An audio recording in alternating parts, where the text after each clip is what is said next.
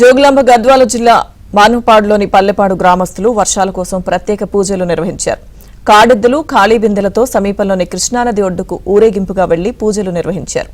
మహిళలు బతుకమ్మ ఆడిన తర్వాత బిందెల్లో నీటిని తీసుకువెళ్లి శివలింగానికి గ్రామదేవతలకు జలాభిషేకం చేశారు. శివలింగానికి కృష్ణానది నీటితో జలాభిషేకం చేస్తే వర్షాలు సమృద్ధిగా కురిసి పంటలు బాగా పండుతాయని పల్లెపాడు గ్రామస్తులు నమ్ముతారు.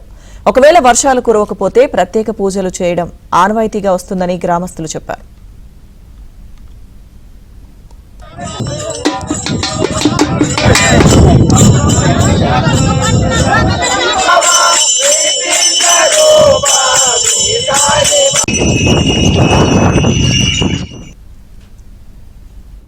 గత 5 సంవత్సరాల నుంచి వర్షాలు పడక ఇదే రీతిలో ప్రతి సంవత్సరం కృష్ణానదికి పోయి 101 కాడి 1000 బిందెలతో కృష్ణా జలాలు తీసుకొచ్చి ఊరి నుంచి ఆబాల గోపాలం మొత్తం కృష్ణానది ఒడ్డుకు తరలి మా గ్రామానికి 1 కిలోమీటర్ దూరంలో కృష్ణానది ఉన్నది.